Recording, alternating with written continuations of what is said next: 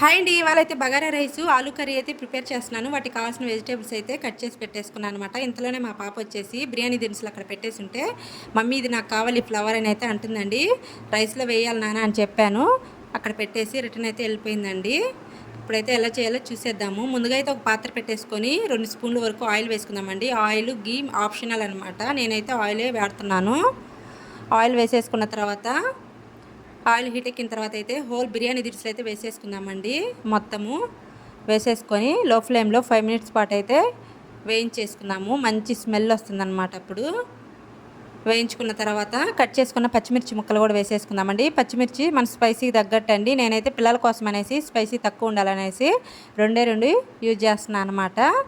Spicy ఎక్కువ తినే వాళ్ళైతే ఒక 7-8 పచ్చిమిర్చి దాకా కూడా వేసుకోవచ్చండి. కట్ చేసుకొని పచ్చిమిర్చి ముక్కలు ఫ్రై అయిన తర్వాత కట్ చేసుకున్న ఆనియన్ ముక్కలు కూడా వేసేసుకుందామండి. ఆనియన్ ముక్కలు పూర్తిగా బ్రౌన్ కలర్ వచ్చేంత వరకు ఫ్రై చేసుకోవాలి. కలర్ చేంజ్ అయితేనే టేస్ట్ బాగుంటుందన్నమాట బగారా రైస్ అనేది. లో ఫ్లేమ్లోనే పెట్టుకొని ఒక 5 మినిట్స్ పాటు అయితే ఫ్రై చేసేసుకుందామండి. బాగా చూసారు కదా, కలర్ అయితే చేంజ్ అయిపోయాయి. కలర్ చేంజ్ అయిన తర్వాత అల్లం వెల్లుల్లి పేస్ట్ వేసేసుకుందామండి. అల్లం వెల్లుల్లి పేస్ట్ వేసేసుకొని ఒక 2 మినిట్స్ పాటు ఫ్రై చేసేసుకుందాము పచ్చివాసన పోయేంత వరకు. నేను స్పైసీస్ అనేది తక్కువే వేస్తానండి పిల్లల కోసం అనేసి. స్పైసీ ఎక్కువ తినేవాళ్ళు ఎక్కువ యాడ్ చేసుకోవచ్చు అనమాట. అల్లం వెల్లుల్లి పేస్ట్ ఫ్రై అయిపోయిన తర్వాత నెక్స్ట్ అయితే ఒక గుప్పిడు పుదీనా ఆకులు వేసేసుకుందామండి.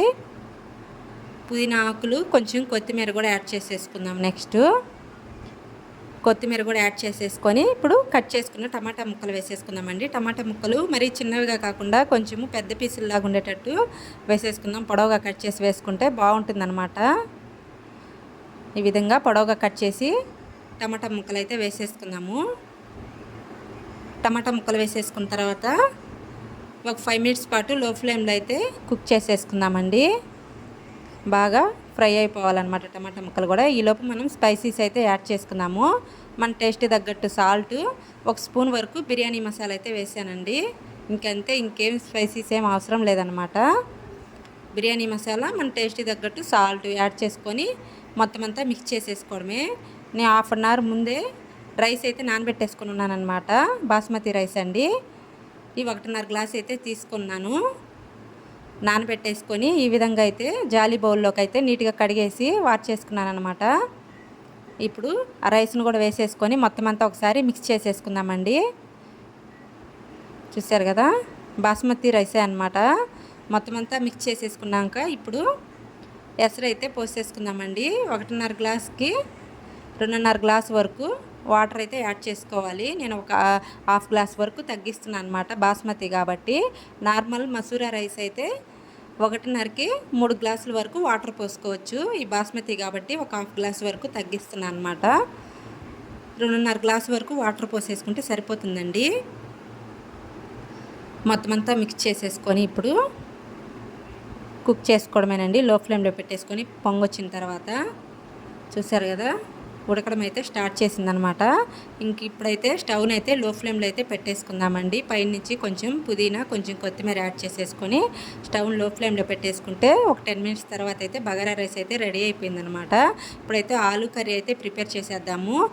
ఆలు కర్రీ ప్రిపేర్ చేసేదానికి ముందుగా అయితే ఒక బాండీ పెట్టేసుకొని 2 స్పూన్ల వరకు ఆయిల్ వేసేసుకుందామండి.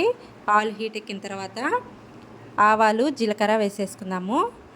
ఆవాలు, జీలకర్ర వేసేసుకొని చిటపటలాడిన తర్వాత కట్ చేసుకున్న ఉల్లిపాయ ముక్కలు, కరివేపాకు కూడా వేసేసుకుందాము. సూపర్ ఉంటుందండి ఆలు కర్రీ బగారా రైసు. కాంబినేషన్ చాలా బాగుంటుందన్నమాట. వెజ్ తినే వాళ్ళకి కూడా మంచి టేస్ట్ అనిపిస్తుంది. ఇప్పుడు ఉల్లిపాయ ముక్కలు అయితే మగ్గిపోయాయండి. ఉల్లిపాయ ముక్కలు మగ్గిపోయిన తర్వాత అల్లం వెల్లుల్లి పేస్ట్ వేసేసుకున్నాము. అల్లం వెల్లుల్లి పేస్ట్ వేసేసుకున్న తర్వాత ఒక 5 మినిట్స్ పాటు లో ఫ్లేమ్లో అయితే కుక్ చేసేసుకొని నెక్స్ట్ టమాటా ముక్కలు వేసేసుకుందాం. సన్నగా కట్ చేసుకున్న టమాటా ముక్కలు కూడా వేసేసుకొని టమాటా ముక్కల్ని బాగా గుజ్జులాగా మగ్గిచ్చేసుకుందామండి. టమాటా ముక్కలు కూడా మగ్గిపోయాయి అనమాట. ఈ ముందుగా ఉడికించుకున్న ఆలు అండి. ఇవి ఉడికించుకున్న ఆలుని ముక్కల కింద కట్ చేసేసి వేసేసుకుందాము. ఆలు ఉడికించుకున్నాం కాబట్టి టైం అయితే ఎక్కువ తీసుకోదనమాట. త్వరగా అయిపోతుందండి. 15 మినిట్స్లోనే కర్రీ అనేది ప్రిపేర్ అవుతుందనమాట. ఇప్పుడైతే మనం స్పైసీస్ అన్నీ యాడ్ చేసుకుందాము. ఒక హాఫ్ స్పూన్ పసుపు, మన స్పైసీ తగ్గట్టు కారం యాడ్ చేసుకోవడమేనండి. కొంచెం సాల్ట్ యాడ్ చేసుకోవడమే. నేనైతే 1.5 స్పూన్ వరకు కారం అయితే వేసాను అనమాట, పిల్లల కోసం అనేసి. స్పైసీ ఎక్కువ తినేవాళ్ళు ఎక్కువ కూడా వేసుకోవచ్చు. మొత్తం అంతా మిక్స్ చేసేసుకొని రైస్లో సాల్ట్ వేసినాం కాబట్టి చూసి వేసుకుంటే సరిపోతుందన్నమాట. సింపుల్ అయిపోతుందండి ఆలు కర్రీ అయితే. మనము ముందే బాయిల్ చేసి పెట్టుకున్నాం కాబట్టి ఆలుని త్వరగా అయిపోతుందన్నమాట. 1 గ్లాసు వరకు వాటర్ యాడ్ చేసుకుందామండి. హై ఫ్లేమ్లోనే ఉడికించుకుందాము. ఉడికిన ఆలు కాబట్టి లో ఫ్లేమ్లో పెట్టాల్సిన అవసరం లేదనమాట. హై ఫ్లేమ్లోనే పెట్టేసుకొని కర్రీని అయితే ప్రిపేర్ చేసుకుందాం. 15 మినిట్స్లోనే అయిపోతుంది అనమాట.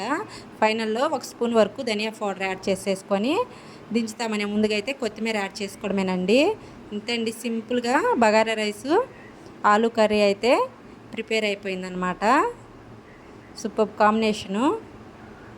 ఇంకైతే స్టవ్ అయితే ఆఫ్ చేసేసుకోవడమేనండి. ఇంకా గ్రేవీ అయితే మనకి రైస్లో కలుపుకునేదానికి ఈ మాత్రం ఉంటే సరిపోతుందనమాట. చూసారు కదా, గ్రేవీ లుక్ అయితే ఫైనల్ లుక్ ఇది. ఇంకా స్టవ్ అయితే ఆఫ్ చేసేసుకున్నాము. బగారా రైసు ఆలు కర్రీ అయితే ఫైనల్గా ప్రిపేర్ అయిపోయిందండి. ఈ వీడియో మీకు ఎలా అనిపించిందో చిన్న కామెంట్ అయితే చేసేయండి. ఫస్ట్ టైం మన ఛానల్ ఎవరైనా చూస్తున్నట్టయితే ప్లీజ్ సబ్స్క్రైబ్ అయితే చేసుకోండి. చూసారు కదా, ఫైనల్ లుక్ అయితే ఇది. బాయ్ అండి.